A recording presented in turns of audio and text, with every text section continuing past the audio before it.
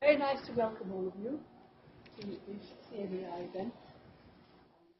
I'm regularly in a known format, not what I explain. First of all, can I ask you if you to write your name and email address so we can follow up and provide you information about future CMEI. I'm Helen Hayes. I'm one of the co-conveners of CMEI.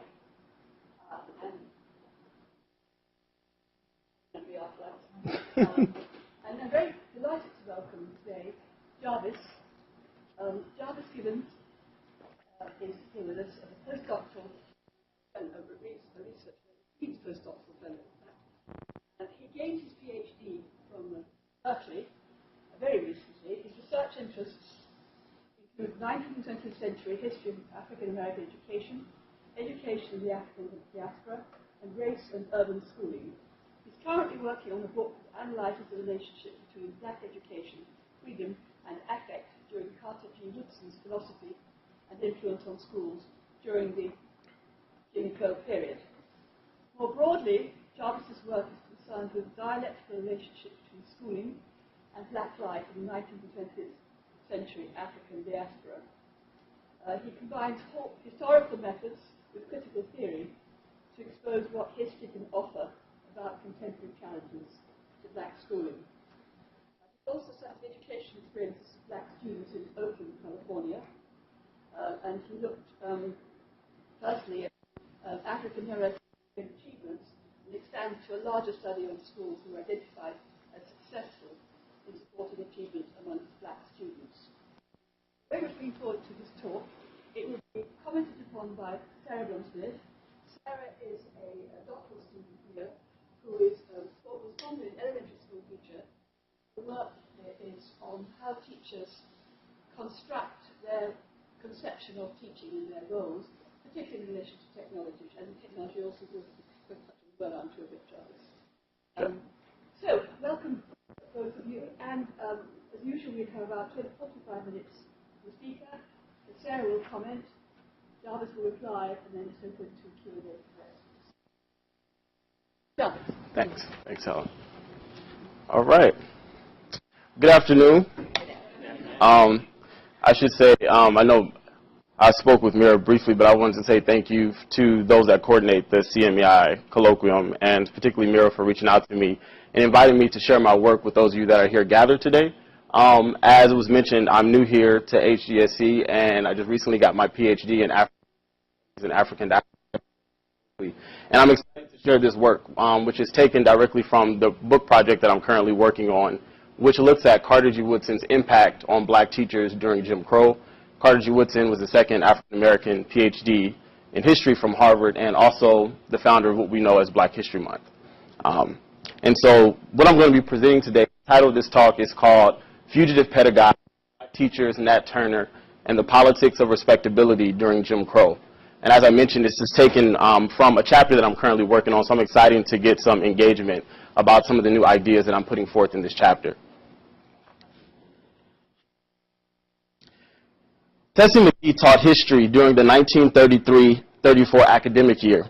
She was 28 years old, African American, and a teacher at Webster Parish Training School, the only black secondary school in Webster Parish, Louisiana, located 30 miles east of Shreveport in the northwestern region of the state. Louisiana's Board of Education provided clear instructions. Teachers were to have the pre-approved outline openly displayed on their desks, from which they were to follow closely to ensure that students became acquainted with the targeted learning objectives for history. In a steady, measured tone, Ms. McGee would often read to her class. But on many occasions, her lessons were not taken from the pre-approved outline, easily spotted on the desk in front of her. Based on her own judgment, and perhaps at the recommendation of her black colleagues across the state, she made necessary revisions to the official script of the history curriculum. She often read passages from Carter G. Woodson's textbook, which sat comfortably in her lap. She intentionally kept the book out of sight in case someone might decide to peek into her classroom while passing by. One of McGee's students during the school year recounted that, quote, she read to us from that book. When the principal would come in, she would just simply lift her eyes to the outline that resided on the desk. And when the principal left, she would go back to reading from the pages of the book that sat in her lap. Is but one example of a fugitive pedagogue.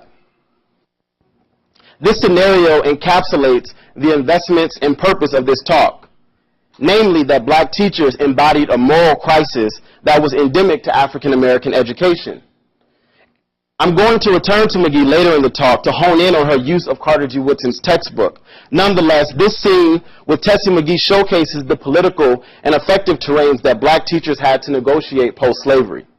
They inherited a political project centered on shaping the minds of black youth, a dream of elsewhere possibilities, beyond the scope of their social context within the anti-black political structure, yet black teachers were also forced to operate within and defer to the bureaucratic structure of segregated schools. There was a disjuncture between the institutional ethos of black schooling, shaped by mainstream white educational policy, and the lived politics of black teachers. Their labor as stokers of black freedom dreams was deeply incompatible with the ideals that undergirded Jim Crow schooling, an educational framing built on the misrecognition of black humanity and the impossibility of black citizenship. It is this disjuncture that will be the focus of my talk today. Black teachers' attempts at escape within the hold of Jim Crow. There is a central claim featured in the narrative I will be putting forward today. Black education, as a project conceptualized by enslaved people, was always already a fugitive project. Even as black teachers became more professionalized and black schooling became an accepted practice within the post-emancipation American society. I should be clear from the onset regarding the broad scope of this talk and the claims being made about black education and teachers. It is not my intention to conflate the unique dynamics of black education in the North versus the South, or the dynamics of black education in the post-emancipation 19th century versus the educational climate during the interwar period of the 20th century. There are countless distinctions and contingencies that historians have made clear about this history. My basis for making this broad assessment is simple. Despite these variations, there was an anti-black ethos that endured across geographic and temporal boundaries. Similarly, through their professional networks and the counter-ideology that they inherited, black teachers continued to share utopian ideals about the function of education in black social and political life. I'm interested in mining at the core of black educational thought and practice. That is, this enduring sentiment of education as a bridge to freedom. In the space of this talk, I will offer a series of theoretical claims as to the uses of fugitivity in the history of black education and how it might widen our analysis of black teachers' pedagogy. I will then explore black educators' tactical strategizing with Carter G. Woodson to develop more purposeful curricula for black schools, and specifically how they taught about Nat Turner, both of which capture their politics of escape in practice. By the time emancipation was granted in 1865, or the issuing of the 13th Amendment, black education had already taken root as a cornerstone of black fugitivity. Scholars of black studies have come to borrow the trope of fugitivity from the historical citations of enslaved blacks who resorted to various modes of escape, whether this be running away for a day, hiding in the trunk of a tree, or the establishment of maroon societies in the dismal swamps of Virginia and the mountainous interior of Jamaica. Historically, fugitivity denoted the activity of escape on the part of enslaved. The liminality of the fugitive slave becomes analytically useful when we interrogate the limitations of escape, or more precisely, the lurking possibility of recapture. Theorizing fugitivity, Stephen Best and Saidiya Hartman wrote the following, quote, "It is the political interval in which all captives find themselves, the interval between the no longer and the not yet, between the destruction of the old world and the awaited hour of deliverance. This is the master trope of black political discourse. In this interval, we find the mutual imbrication of pragmatic political advance with a long history of failure," end quote. Thus, even as the captive has escaped from bondage in one way or another, the contingencies of their escape and the looming threat of recapture signals their liminality. The ontological in-betweenness escape's lack of definitiveness. While they are no longer in physical bondage, they are yet not free. Fugitivity denotes a particular set of contingencies of black political and social life during slavery and post-emancipation, as black Americans existed within the vestibule of freedom and citizenship. Thus, the notion of fugitivity is both historical and theoretical. Building from this conceptualization, I want to assess how the project of black education emerged as a cornerstone of black fugitivity and, more pointedly, the work of black teachers within this project of escape. The political and cultural foundations of education within the collective black consciousness came to take distinguishable form during the early 19th century, alongside and in tandem to the development of the common school movement. In my other work, I argue that the competing discourses of the common school movement, abolitionism, and anti-black educational policies, such as anti-literacy laws, intersectionally informed a shared ethic amongst black Americans that education and freedom were inextricably bound. To be clear, the school movement, which gained notable traction in the 1830s, was explicit in its exclusion of blacks from its program that ushered youth into their rightful inheritance of national citizenship. Citizenship centering on a homogeneous white American identity. As this campaign developed, there was simultaneously the enactment of laws and public discourse that made it illegal for enslaved and free blacks to gain access to literacy across the South. It's during these years that we began to see increased subversive educational acts on the parts of free and enslaved blacks, challenging their exclusion from the campaign for common schooling and the ideas of black ineducability that permeated society at a fundamentally more sentient level. There are examples of enslaved people that took extreme measures to become educated. Literate blacks that started schools in secrecy across the South prior to emancipation, the development of literary societies by northern blacks as early as 1820s and 30s, and even the attempt to start a black college as early as 1831 in New Haven, an effort that prompted outrage amongst Yale students and professors who protested the, quote, dangerous endeavor.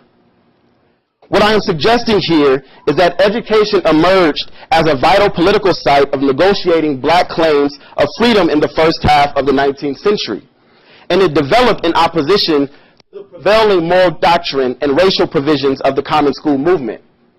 Black education, in this sense, was a fugitive project from its inception. Frederick Douglass cites this political posturing in his 1855 autobiography when he asserts that, quote, knowledge unfits a child to be a slave, end quote, after he recounted his master Auld's chastisement of his wife, Sophia Auld, for teaching Douglass his letters. Douglass recalled the following proclamations uttered by his former master.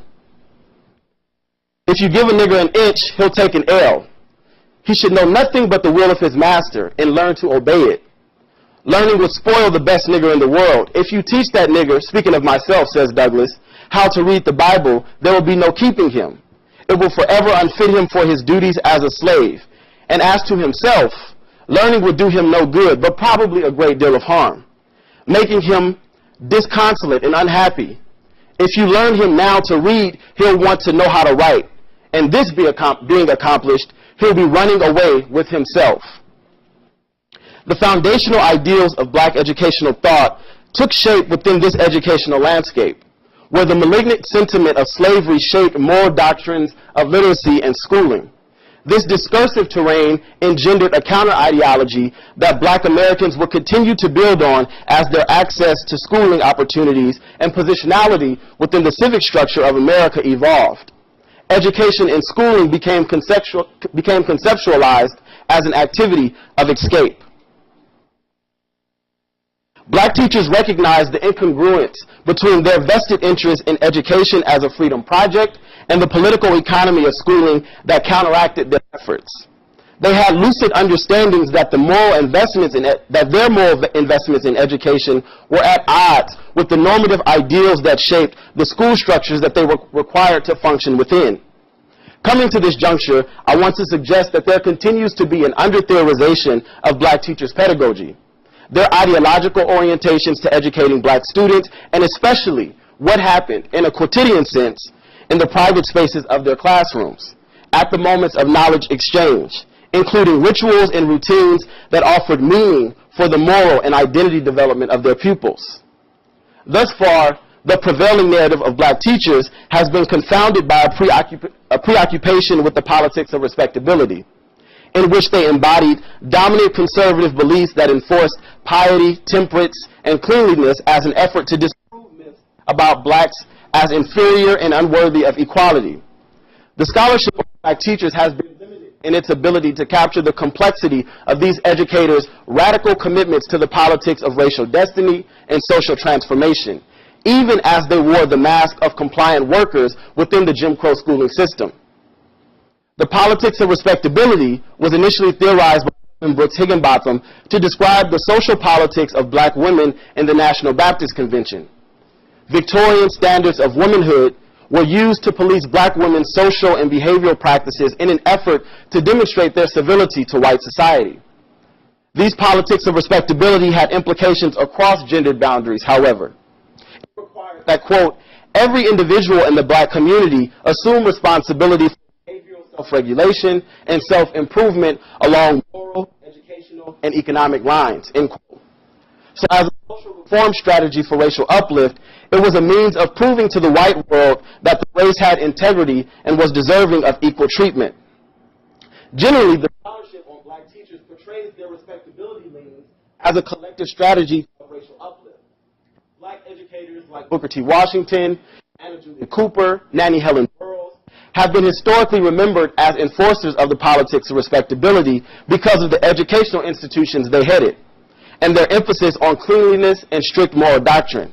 For instance, Nannie Helen Burroughs' National Training School for Women and Girls, which she founded in Washington, D.C. in 1909, is often recalled for its moniker, which emphasized what they called the 3 B's, quote, Bible, bath, and broom. While black teachers certainly reinforce the behavioral edicts of the politics of respectability, the centrality of this narrative occludes their insurgent organizing to challenge other critical flaws of dominant education. An analysis that holds these politics in tension with one another offers a more productive optic of these teachers. This under-theorization belittles black teachers' cryptic and silent partnerships with the NAACP, for instance, which they intentionally kept hidden to avoid aggravating white school superintendents. The politics of respectability doesn't quite capture these educators' crafty strategizing with parents to garner resources from white school officials, where black teachers coached parents to do this advocacy work while avoiding the risk of losing their jobs. This disjuncture between the politics of respectability and the fugitive planning of black educators extends from the moral crisis inherent in the project of black education since its inception. Expanding on the theoretical claims put forward thus far, I will now turn to the record of black teachers' formal partnerships with Carter G. Woodson to challenge the anti-black discourse of mainstream curricula, and then offer a close reading of representations of Nat Turner in textbooks they published during Jim Crow. In doing so, I elucidate how the disjuncture between the overarching educational landscape and the moral commitments of black teachers relegated them to a fugitive liminality as a professional group, constantly stealing away to modes of escape in one way or another. My interrogation of Carter G. Woodson's educational philosophy informs my interest in black teachers' mobilization to challenge what I call curricular violence. A school teacher for nearly 30 years, between 1890 and 1919, and earning a PhD in history from Harvard in 1912, Woodson recognized how the official knowledge of dominant schooling occluded the history and experiences of black people. He suggested that the very moral code of mainstream schooling was incompatible with the needs of black students. In his seminal text, The Miseducation of the Negro, he wrote, quote, no systemic effort toward change has been possible. For taught from the same economics, history, philosophy, literature, and religion, which have established the present code of morals, the Negro's mind has been brought under the control of his oppressor, end quote. Woodson emerged as a major thought leader in the black educational community, as early as 1915, when he founded the Association for the Study of Negro Life and History. I'm going to show a very quick quick clip. It's actually mainly an audio of Carter G. Woodson speaking at one of his annual meetings in 1938 in New York. And I should say I'm excited to show this because, to my knowledge, this is the only audio recording of Carter G. Woodson, and it's also supplemented by a video clip that I recently found, and to my knowledge is the only video of Carter G. Woodson where we actually see his embodiment. So I'm going to show that really quickly. And you can get more of his vision of the organization that he founded. That'll be central to the rest of the narrative that I offer.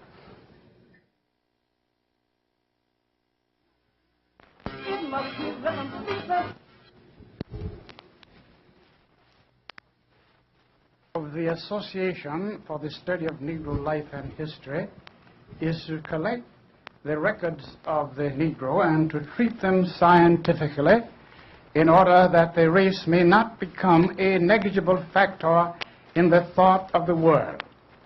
The past of the Negro race has been so obscured and belittled by propagandists that little is known of the creditable record of the race. Today, as a rule, we take notice only of the undesirable Negroes and ignore those who are struggling to climb upward. To turn the attention of the public in the more desirable direction, the Association for the Study of Negro Life and History was organized in Chicago, September 9, 1915. This society publishes magazines, researches in Negro history, directs studies in clubs and schools, promotes the home study of the Negro by mail, produces texts on the Negro for schools and colleges, collects and preserves the valuable documents of Negro history, supplies libraries with special collections of rare books on the Negro, and educates promising and enterprising young men for service in historical research. The Association for the Study of Negro Life and History finds by scientific investigation that the record of the Negro is not to be despised. Even in Africa, the Negro race achieved much for which it has not been given credit. Okay, so Woodson was not the first black teacher to advocate for a radical transformation of school curricula. I want to be clear in stating that. Yet, because he developed a robust educational campaign through the autonomous institutions he founded, Woodson impacted black teachers across state and regional boundaries. By the late 1920s, when the fourth edition of Woodson's textbook, The Negro in Our History, was released, over 100 black schools and colleges had formally adopted it as part of their curriculum in 19 states. Furthermore, a study conducted in the early 1930s demonstrated that over 80% of black schools across the United States celebrated Negro History Week. The educational campaign started by Woodson in 1926 to cultivate public interest in the movement to redefine black racial heritage and to confront anti-blackness at an epistemological level. Even when schools had not formally adopted Woodson's textbook, some black teachers found creative ways to infuse their curricula with Woodson's teachings. Let us recall the opening scenario of Tessie McGee in 1933 that I opened the talk with. A teacher at Webster Parish Training School who secretly taught from Woodson's textbook, which she kept hidden in her lap to avoid the repercussions of noncompliance. The concealment of Woodson's book beneath the desk offers a clear marker of Tessie McGee's fugitive pedagogy. The public exposure of the pre-approved outline was in fact a masked performance of complicity with the predetermined standards for educating students by the state's White Board of Education. Fugitive pedagogy, as captured in this scenario, denotes the hidden transcripts of black teachers' political motivations as educators and their classroom teachings that explicitly challenge white supremacy. These backstage performances of resistance were often masked by their public performances of compliance to Jim Crow schooling and white educational authorities. While the training school was a site of hope and promise for blacks in Webster Parish, it was not free from the clinching grip of Jim Crow. For instance, the proportion of whites enrolled in high school in the state of Louisiana was 4 to 5 times higher than that for black children of high school age. This translated to 14% for blacks and 57% for whites. Furthermore, county training schools, as denoted by the name Webster Parish Training School, were contrived by white philanthropists to expand the vision of industrial education over classical academic training for blacks at the secondary school level. Thus, Tessie McGee's use of Woodson's textbook would have surely been unwelcomed by the school's funders and supervisors. Like most cities and towns across the South in the 1930s, black education in Webster Parish was reflective of the political economy of race and education, which translated to segregated black schools, disproportionate funding, shorter school days, overcrowded classrooms, and a curricular infrastructure that endorsed the anti-black ethos of the broader society. For instance, by 1939, there was a total of 4,492 white students enrolled in elementary and high schools across Webster Parish, and 3,428 black students in the same category. However, white school properties were valued at $1.05 million, while black school properties were valued at $49,000.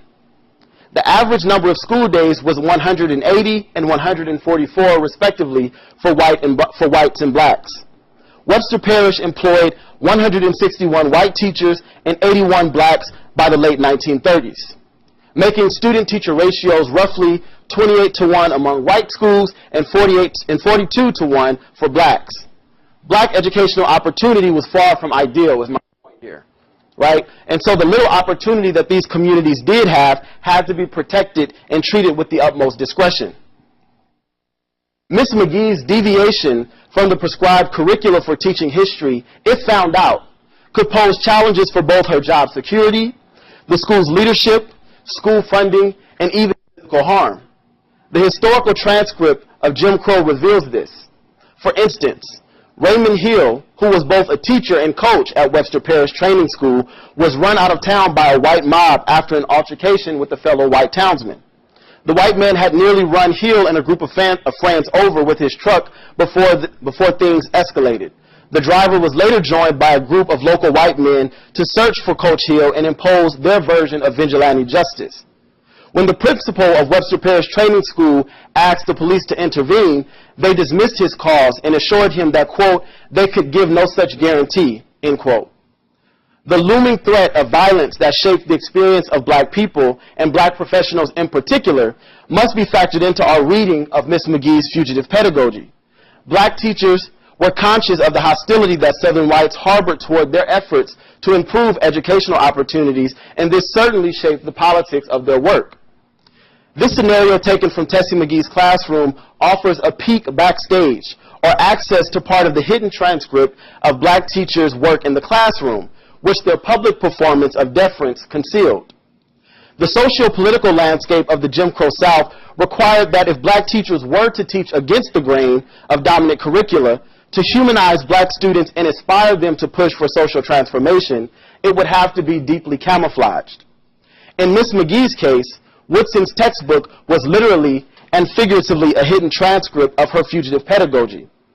As a final analysis of this scenario, I submit that this ritual of escape in McGee's class meant more to students than just a benign moment of teacher improvisation. As educational scholars Nancy and Theodore Sizer have reminded us, quote, the students are watching always, end quote. This routine act of subversion, recounted by McGee's student, denotes a unique moment of moral instruction. This student discerned that McGee's reading from Woodson's textbook was a deviation from the required curriculum, and her performance of compliance as an act of survival. In short, McGee's fugitive pedagogy modeled for him a critical mode of existence within, yet against, the oppressive regime of Jim Crow. What we can infer from this scenario and the actions taken by McGee is that who secretly used Woodson's textbook we can infer that this was not an isolated event. In fact, a wealth of correspondences between Woodson and teachers suggests that Tessie McGee was closer to the rule than the exception. The sophisticated channels of communication through black teachers' associations were places where this political ethos of being double agents as educators was cultivated and modeled. And really quickly, what I have here is just a chart that I developed that captures the nature of the correspondences between black teachers and Woodson, where we were able to identify the points of impact between Woodson and black teachers. So in addition to Woodson's Association for the Study of Negro Life and History, and all of the different legs and limbs of this institution, such as home study programs, Negro History Week, magazines that Woodson published, and his textbook, there were also the social infrastructure of black communities that Woodson was very much so integrated into. This is being schools, the black press, which he often published through, and also churches, which were primary sites that Woodson's field agents would go to publicize and sell the textbooks. But also, Woodson was very much integrated into the professional channels of black teachers' networks. He was a lifetime member of the National Association of Teachers in Colored Schools and had very formal partnerships with the leadership of the NATCS. For instance, Mary McLeod Bethune, who was one of the presidents, was also the president of Woodson's ASALA, Association for the Study of Negro Life and History, for the last 15 years of his life, right? So we see these very intimate relationships between Woodson, his institutions, and the professional channels and professional organizations of black teachers. In the final section of this talk, I would like to center a narrative that featured prominently in Woodson's textbooks and others published by black school teachers between the years of 1890 and 1922. I'm particularly drawn to these teachers' representations of Nat Turner, who, as a historical figure, completely disrupts the moral narrative of the politics of respectability, often forward to characterize black educators. Nat Turner's insurrection in Southampton, Virginia in 1831 struck terror to Southern whites. Even white abolitionists were ambivalent in their feelings toward this enslaved man who led a revolt premised on righteous retribution. If we understand the politics of respectability to function as bridge discourse between black people, and teachers in particular, to be unoffending to potential white allies, how then do we explain their celebration of the most unrespectable black figure in African American history, and particularly in the curriculum they developed for schools? What type of moral instruction was done through these teachers' vindicationist representations of an insurgent slave who led a rebellion that killed nearly 60 white men, women, and children? In short, this offers a productive case to think through the tension between the politics of respectability and the fugitive pedagogy of black teachers.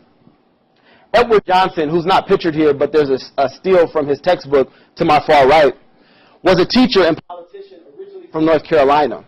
He published the first edition of his textbook, A School History of the Negro in America, in 1890.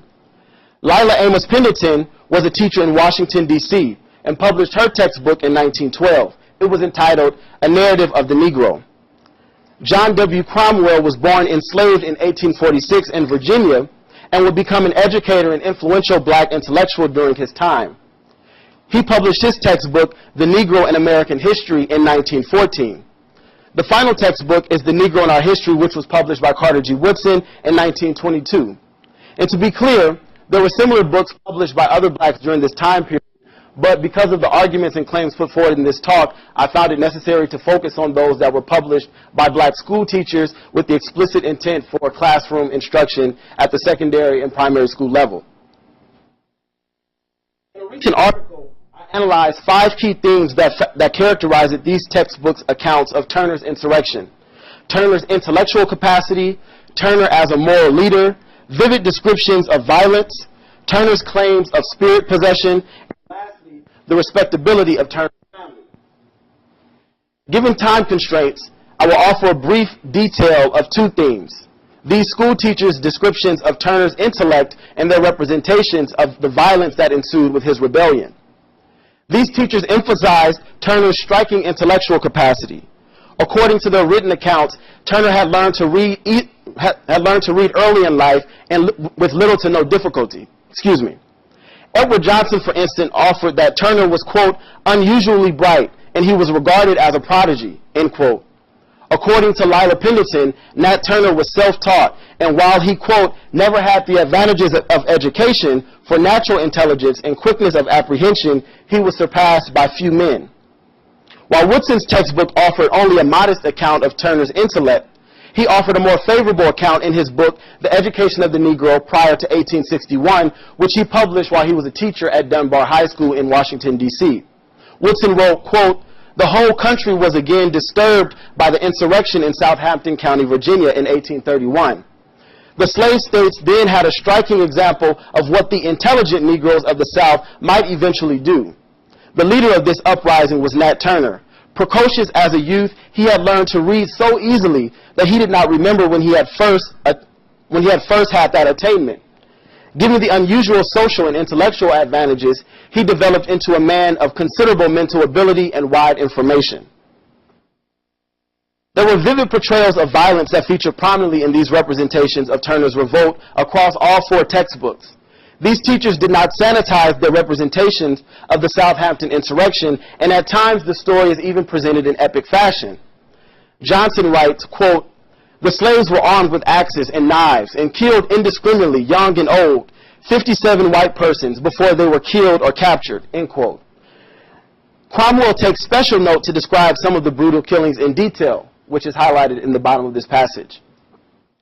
Armed with the hatchet, Nat entered his master's chamber and aimed the first blow of death, but the weapon glanced harmless from the head of the would-be victim, who then received the first fatal blow from Will, a member of the party who, without Nat's suggestion, got into the plot.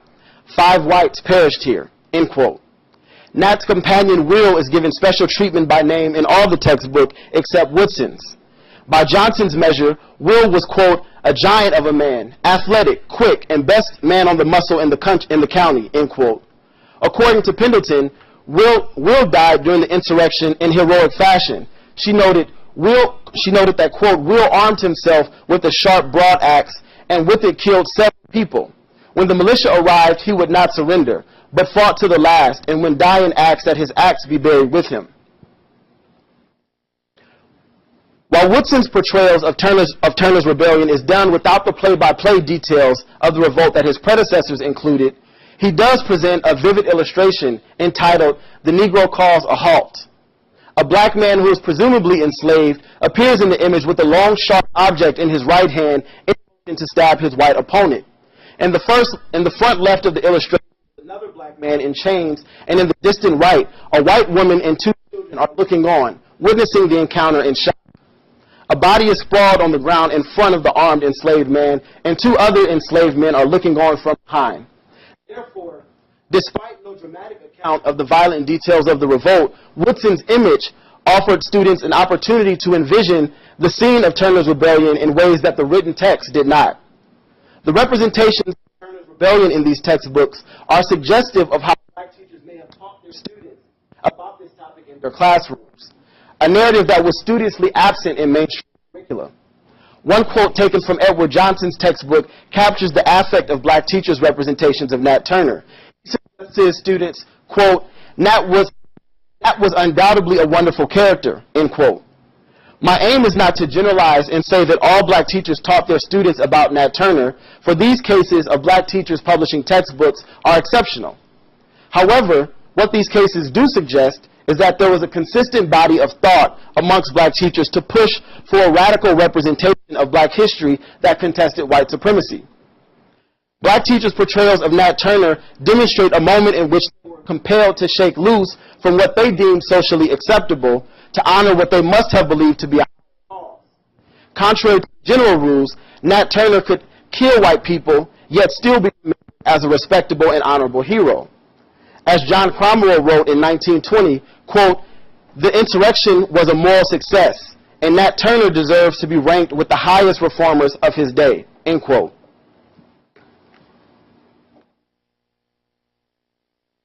Perhaps Turner's narrative offers space for these teachers and students to vicariously experience the euphoria of striking a daring blow at the system of oppression that surrounded their own lives. This is what educational theorists Michael Dumas and Kiana Ross have referred to as black liberatory fantasy. They contend that in the context of education and the black radical imagination, there has been and must be space for the revolutionary possibilities to be imagined. Turner's insurrection was a heroic tale of black resistance that discursively challenged the logics and structures of Jim Crow, offered a stimulus for black liberatory fantasy within their classrooms. The behavioral edicts of the politics of respectability may have certainly been present within the pedagogy of black teachers. Nonetheless, they continue to demonstrate an unabashed commitment to the story of Nat Turner, one of the most unrespectable black historical figures to white America. narrow readings of black teachers as bourgeois professionals have continued to mask some of the critical intellectual and political thought that circulated across their classrooms. These representations of Turner in black teachers' textbooks perhaps offers a glimpse of what took place beneath their cloaks of respectability. I opened this talk with the claim that some may have considered jarring, that black education was a fugitive project from its inception. To be clear, when I speak of black education, I am referring to the ways in which black people have pursued education on their own terms. This is not to overlook other critical aspects of this history, where white philanthropists and missionaries played intricate roles in the institutional expansion of black education. My intellectual project, however, is steeped in a commitment to recognizing black teachers as subjects in the making of their worlds, as thinkers, as more than just problems to be dealt with by state officials and the social engineering of white paternalism. This talk stems from my interest in meditating on what it must have meant for these teachers to live a life committed to freeing an entire race from the hold of slavery's reckless past and its malignant sentiment that persisted in their living present. What did it mean for black teachers to do this work, to employ their pedagogy of escape in the hold of slavery's afterlife? In this talk, I have forwarded the notion of black fugitivity as an analytic to capture the affect of black teachers and black education more broadly. It invites us to sit with an enduring set of moral crises that were at the center of black education. Education and citizenship were relationally conceived of through a homogenizing identity of whiteness, and particularly white male citizenship, that was defined in explicit opposition to the idea of any possibility of black citizenship and, by extension, black humanity. The appropriation of this technology, schooling that is, as a primary site for contesting black racial disfigurement meant that even in its phrasing, colored education, Negro education, black education, it was in some sense an oxymoron by the prevailing logic of citizenship.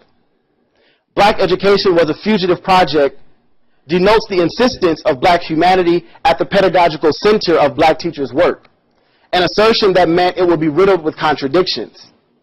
As the corporeal embodiments of this promise, black teachers lived and worked within the liminal space of fugitivity. Given this disjuncture between American education and the racial project of whiteness, and black people's subversive demands for education and freedom. The black literary scholar Fred Moulton reminds us that we must not read fugitivity as an achievement in any totalizing sense. It can only be understood as an unfinished project, where the threat of recapture is always lurking. Quote, escape is not an achievement, it's an activity, Moulton reminds us. Similarly, the moral project of black teachers could never be complete or settled. Even at critical moments of subversion, when we envision Tessie McGee reading from Whitson's textbook, buried in her lap, beyond the scope of surveillance, both a literal and figurative hidden transcript, we must be careful not to give in so easily to the appeals of Jubilee. This moment of escape cannot be conflated with anything close to resolve or repair. The official transcript, that which was recognized as the official knowledge, resided on the pages of the outline supplied by the Louisiana Board of Education. This marked the true relations of power, despite McGee's jab at mitigating curricular violence or even the infinite acts of subversion that black people engaged in over generations. What we see is the proliferation of their, quote, straining against constraint, end quote, as Moulton offers. In this way, the heritage of black education is reflective of black political and social life more broadly, always exceptional, yet fatigued in its contestation of the looming threat of black social death, the discursive and physical violence of anti-blackness, and particularly the epistemological and moral construction of black ineducability within the social foundations of schooling. Thank you.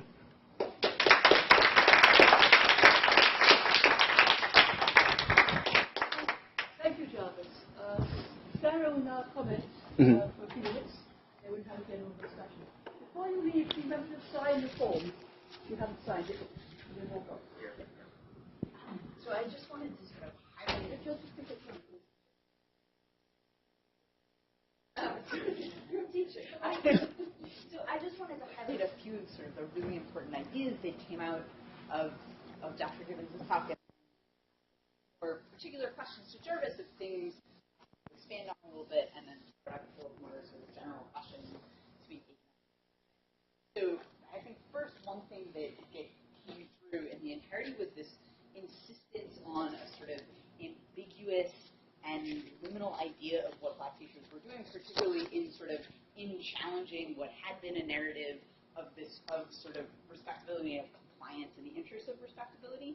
That in challenging that, Jarvis is saying, not giving us a purely triumphalist narrative, but saying constraints of bureaucracy, teachers still had these skills of sort of putting forward other ideas and other ways of being and modeling those for students. And that particularly sort of being struck throughout by how different this, I think, Jarvis gave us a glimpse into the work of teachers and the work of teachers and Black teachers at the time that we don't often see. That was like authentic and deeply thoughtful, seeing models of Black teachers as producing textbooks and producing curriculum in the classroom by themselves and by other teachers. But that isn't a picture that we often get, and I think that was really important. And as part of that, as Jarvis noted, this sort of under-researched nature of the everyday practices of teaching and of teaching at this time, and sort of in that everyday practice, as described, we saw these very important connections between what is learned through both the content and then also the behavior of teaching. To think about those students in testing against class, not only learning from the content of the curriculum, but learning from the actions of their teacher, what they could see as the actions of their teachers in response to a bureaucracy and sort of subverting bureaucracy. And I think all of those were just very important ideas and stories that we don't often hear about this time.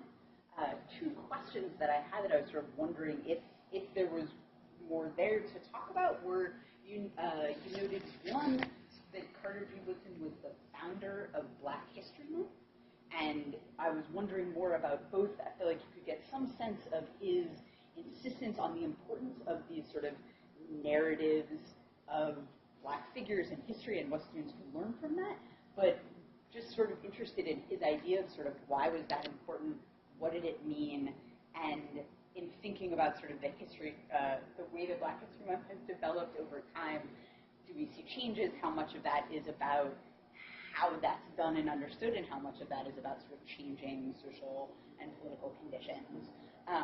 You also noted something really interesting about sort of an idea of kind of increased professionalization in the teaching, and I was curious about whether you saw those modes, like when you showed sort of the ways that Carter G. Woodson would disseminate information, and some of that was through these professional Black teacher networks, but also wondering whether sort of broadly you saw that project of professionalization as disruption or reinforcement of these really important bonds between education and sort of social life and political life within the Black community that were forged during pre-professional times of both schools and teachers.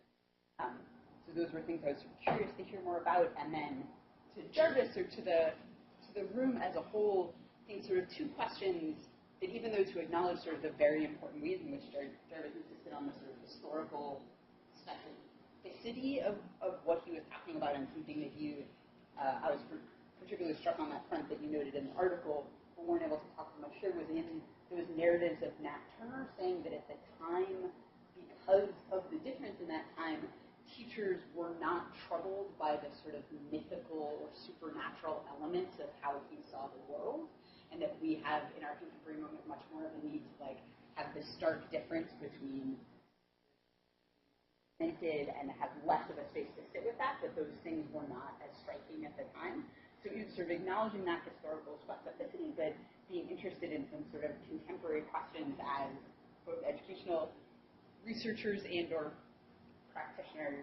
And I think two things. One was just to think about what does it mean, I think, throughout this emphasis on how important content is and how important sort of what are the stories that are being taught, and how we think about, to go back to this question of ambiguity, that these teachers were presenting this, as Jarvis noted, sort of they were able to say Nat Turner, to see Nat Turner as a hero, while in acknowledging the violence that happened, And I think when we think about sort of our contemporary moment and what we assume students, particularly elementary students, sort of can handle in an understanding of either history or of sort of contemporary political and social and economic conditions, that sometimes there are claims made about sort of developmental appropriateness and the ability of students to handle these issues with ambiguity, and whether is that just sort of a mask for not talking about things that are important to talk about, or if there's something important there, how might we respond to it, insisting on the importance of these other ways of talking about content. And then lastly, just thinking about, are there differences in thinking about those questions of teaching of content, of teaching this content in segregated versus integrated spaces. We saw here how Black teachers view the importance of this content in teaching Black students in a very particular moment, and how we might think about those questions differently of teaching in integrated spaces. Thanks. Thanks. Okay, I'll definitely try to respond to a few of those things, but definitely a lot to sit with. So I appreciate that. Thanks for offering those comments. One of the first things that you asked was to talk, I guess maybe to offer a bit more about Carter G. Woodson being the founder of Black History Month. One of the things that's very interesting is that, you know, I refer to it as Negro History Week because in 1926, when he founded this educational initiative, really is what it started out as.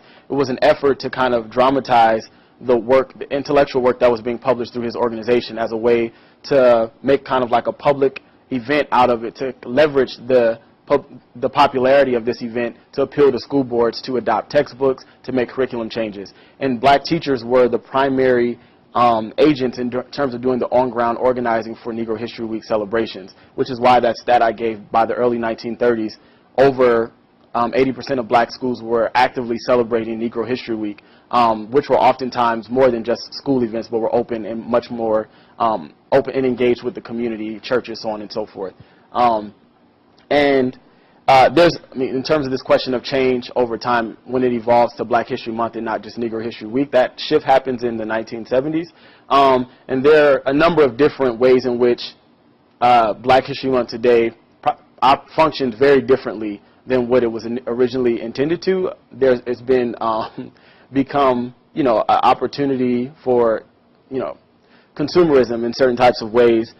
We see like the advertisements and stuff that happen, but really I think it's been an unfortunate shift away from the educational focus that Woodson was very explicit about when he developed Negro History Week in 1926. And there's a number of different intricacies and things that he laid out in terms of what should happen, even that he was laying out in the 1920s and 30s, what should happen during Negro History Week and what should not be happening, and the differences about what it means to purposefully engage in this project in certain ways. And in terms of the professionalization and the intersection of Black teachers and their professional worlds with kind of the social infrastructure of Black communities, it's very true. It's something that was very much so very closely interwoven in terms of, you know, Black teachers and Black preachers during the Jim Crow period were the primary leaders of communities in certain kinds of ways during this time period. And even when you see the places where many of these Black teachers were living, oftentimes if there was in a place that they were not originally from, they were living with people in the community that were supporting them as teachers for the school, right? Especially in these rural places like Webster Parish. And one of the things that was interesting about Tessie McGee, just in terms of some of my digging on her, is that she lived in a boarding house with all of the principal of Webster Parish Training School had a boarding house, and all of the teaching staff of Webster Parish Training School lived in his home. So literally all 10 of the teaching staff both worked together and lived together because, like I mentioned before, many of them are not necessarily from these areas, maybe from other places in Louisiana, and actually I believe Tessie McGee is from North Carolina. I need to verify that, but I'm almost certain that she was teaching at this place. So you see this very close exchange and close-knit, what a scholar named Jerome Morris has referred to as communally bonded nature between communities, teachers, students, and parents in this way. And the other thing that I'll add before, you know, we move on, I guess, is this question of, you know, Woodson. the idea of content and whether or not it's what's appropriate and what's not appropriate, right? So this idea, even for me, when I was first reading, I was like, wow, these are very, these are some very like vivid portrayals of Turner's insurrection. But at the same time, what does it mean to be silent about violence in the classroom, even though violence is all around these students' lives in certain ways, right? And I think that's one of the things that Woodson was very explicit in talking about.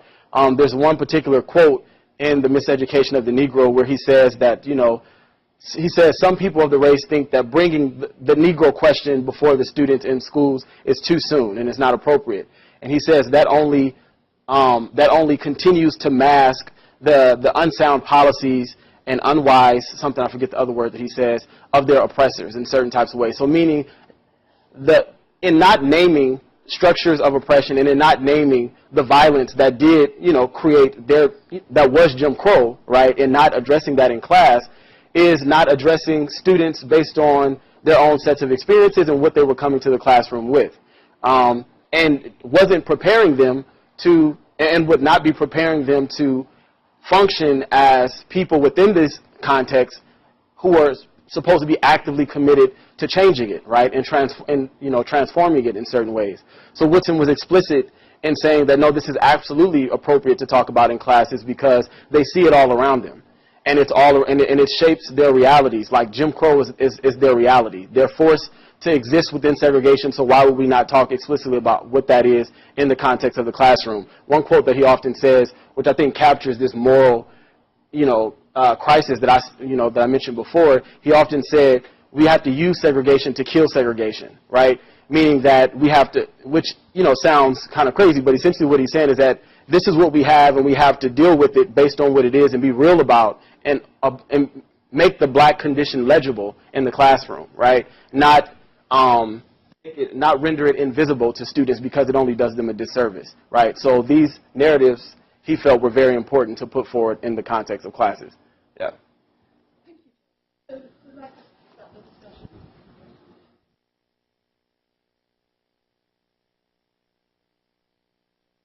Thank you. I'm very curious Uh-huh. if, how much the relationship between what the teachers are talking about was two ways, Mm-hmm. whether they also influence the kind of pedagogy that he was. Yeah. Yeah. I guess, Yeah, I know if you have to run, it's fine, but I can give a quick answer. I would say yes, it's definitely a partnership between the two of them. And Woodson himself was a teacher, so these were also his peers, right? So I mentioned he was a teacher for over 30 years and was an active member of the same professional networks that they were a part of. He just kind of rose as kind of an important thought leader amongst this community of teachers. But I very much so am invested in shifting the way we think about him as only a historian and making sure that we understand him as first a teacher. And I think that changes the way that we understand his project. Yeah, thank you. Thank you. Thank you.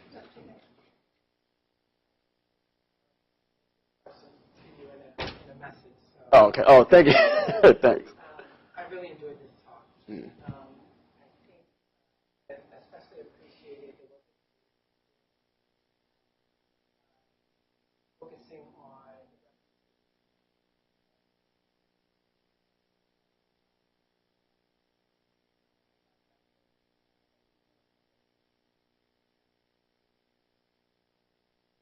you were challenging the assumption that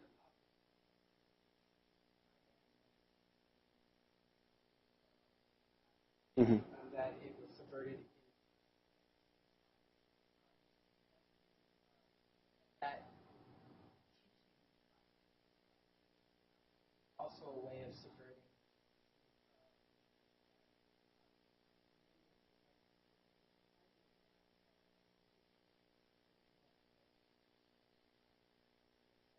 Mm-hmm. I'm wondering if you could speak a little bit about and the pedagogical styles that teachers employed in Jim Crow, black teachers employed during the Jim Crow era, Mm-hmm. and the extent to which those assessments and their pedagogical styles could also be interpreted as a concrete example that I have in mind, given I'm interested in various ways of imagining a black U.S. president prior to. Mm-hmm. And I'm curious to know if any of these teachers ever thought experiment encouraged students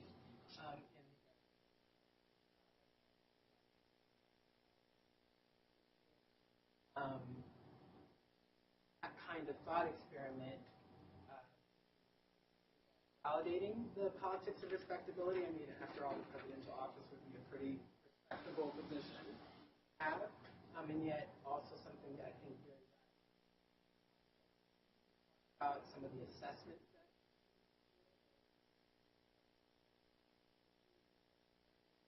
like assignments or like. So I'll answer the question in two parts. So first, in terms of assessments, it varied. But one of the things that I find that I want to point out is that the Negro Issue Bulletin, which was a publication that Woodson started in 1977, was a forum that many of these black teachers exchanged lesson plans with and different activities that they did in the classroom on how to effectively incorporate the story of the Negro into their, like, what they were referred to it as, in their classrooms. And there was a number of things. For example, Nannie Helen Burroughs, the training school that I mentioned before, that's often thought of as one of the, the epitome of the politics of respectability. Students at her training school had to pass an oral Black History exam that was a part of the curriculum.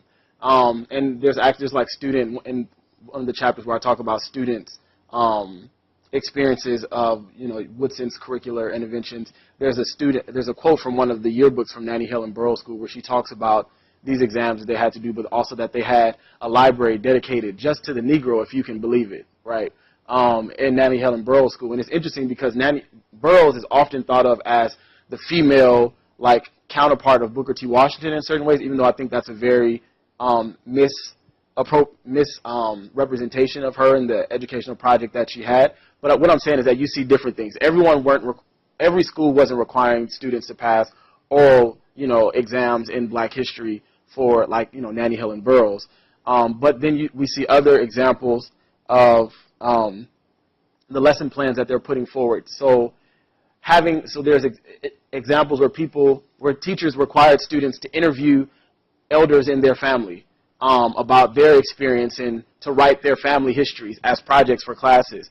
Or there was an example in one teacher in Washington, D.C., where she said the students came and they were so excited about hearing Howard University's Glee Club singing the spirituals on the radio, I'm presuming, the night before, and she decided to kind of have an improvisation to talk about how the spirituals emerged as an art form, but how it means something different right now than what it did during the time of slavery. And so she talks about the book that she used.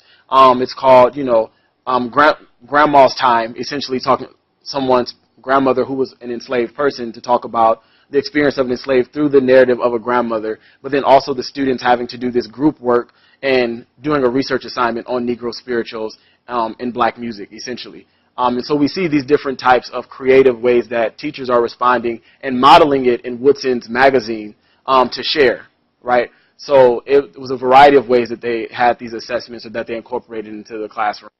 And to the last point, I'll just say briefly, I don't know of any specific examples where, we see students being encouraged to imagine that they could one day be the president, even though I would imagine that probably did happen. But the closest thing that I can imagine is the way that citizenship training was taking place in these schools during the Jim Crow period, even prior to, the passing of Voting Rights Acts and stuff like that, right? So even though many of their parents and families were not able to actively exercise their civic duties, the schools would model, what it means to be a citizen in certain types of ways, and they would have elections in the schools. And Vanessa Siddle Walker talks about this modeling of citizenship in schools as a way of kind of stimulating that Black liberatory fantasy in certain kinds of ways. Even though in your immediate surrounding, you're actually not allowed to vote. Your parents are not allowed to vote. We know that, right? Because we know Jim Crow. Nonetheless, it's being modeled in these schools to encourage students to kind of imagine possibilities beyond the confinements, beyond the hold of Jim Crow, right? So that would probably be one of the closest kind of examples that I would imagine where that type of thing might surface, right?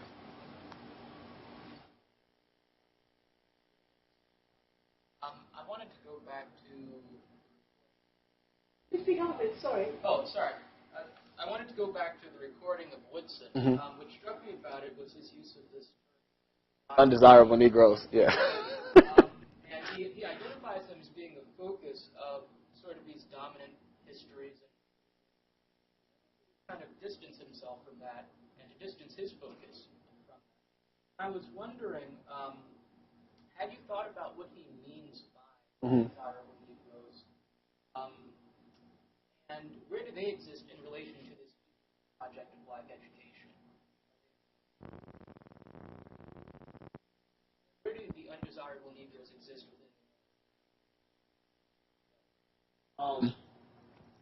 Yeah, so there's a number of, so that's something that always strikes me as well. I mean, that's not the only time that he uses it, but one of the things that I think he's getting at is the fact that publicly the discourse surrounding, black people, well, immediately what I think of Khalil Muhammad's the condemnation of blackness, right? And the ways in which the criminalization of blackness and the way that they're starting to be, that narrative is being constructed during this particular time period. And what I see Woodson is that it's important for us to challenge the popular narratives of blackness, which is one, written, the idea that blackness is always tethered to this idea of crime, right? Contributing in no way, shape, or form to society, and is not working. They're content, not looking to climb upward in certain types of ways. And what I see Woodson doing is challenging that popular narrative that's taking place within what he refers to as the propagandists, right? Hold up these images of the undesirable Negroes and make it as though the only thing that we are in certain kinds of ways. And we see people like Du Bois offering similar types of assessments. And the language definitely does teeter on the side of this kind of politics of respectability airing. But but I think it's important to unpack that, right? To understand what it is that he's mentioning. He's not saying that just poor blacks are just, the undesirable Negroes, because his family he came from the coal mines, right? And many of the people that he worked with were actually, he had a vested interest in partnering with the black masses. Even a number of people that weren't the black educated elite were actively engaged in organizations through the ventures of like churches, so on and so forth. And I think that this is where the politics of respectability, comes in, where Higginbotham talks about, it didn't only apply to middle class black bourgeoisie folks, right? The working class people also, it had to do with the ways in which one comported themselves and carried themselves in society, right? So when Woodson is talking about this idea of the undesirable Negroes, he's talking about the pathological claims that are being put out around blackness and crime in certain ways, which he writes about in other places. If that offers a more kind of nuanced reading of that term he puts in. Yeah. I'm fascinated by the Nat Turner story and how it's portrayed. That's what you said. I also read the text speech sometimes. It's only a small amount of text, and I haven't read the material, so I couldn't quite work out what exactly is being done discursively with the Nat Turner story. Is it a kind of representation of a heroic resistance? Sometimes it seems to be, is it, in other words, a role model, if you like? Is it, or more contextualized, that this was a crucial incident in black history, which you tell because you then see what happens as a consequence, which reflects and feeds back the realities of the white supremacist environment in which it took place. I mean, here, for example, that paragraph, it's incomplete, but being told as a sort of, this is what happened, and it simply reinforces our stringent measures in the South in terms of. Yeah, the point being that you could read that. I said it's small mind. I know that the story, telling the story, can be kept as a way of saying, look, this is what happened, and look how really awful it was, because what happened in consequence, the reaction to it reflects even more the entrenchment of the whole Jim Crow mentality. So that's a story which is really about the role of history, not only about the role models of insurrection and resistance. Yeah. So there's a number of things. One, I should say that Nat Turner Turner's representation in these textbooks, and in Woodson's in particular, is not an isolated event. There's a consistent narrative throughout. So Nat Turner's conversation with like Denmark Vesey, Gabriel Prosser, all of these, and surprisingly, all of these textbooks talk about slave resistance within a diasporic framework. So not only in the U.S., even though it's the Negro in American history, they're talking about maroon societies in Suriname, in Jamaica, in Brazil. And so I think what's being put forth is that there is this consistent narrative of resistance that's challenging the ways in which dominant mainstream textbooks portrayed slavery and enslaved people as docile and submissive in certain ways, which they explicitly call out in some of the passages. And then I should say that they are intentional, and while they're presenting kind of this vindicationist narrative of Nat Turner, they're not just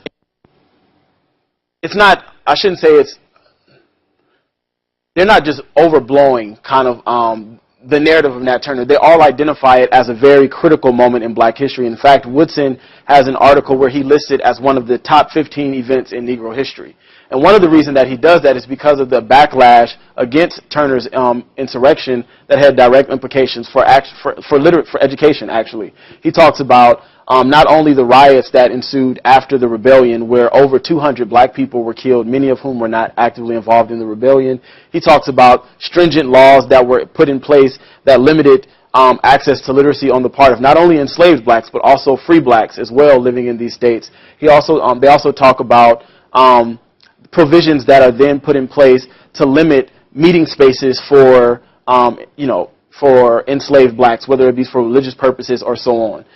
So he's identifying this event. Nat Turner, this man that who he refers to, struck, who refreshed the tree of liberty with blood, right, is the type of language that he uses.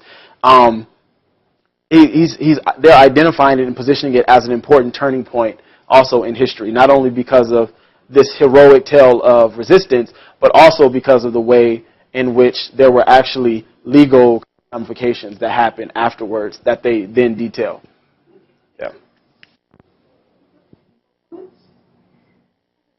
I really enjoyed the talk a lot. I thought it was great. I have a question that's, it's related to your overall subject, but unrelated to the talk that I just became curious about. And so if you don't know that, if you don't have anything to say about this, don't feel like you should.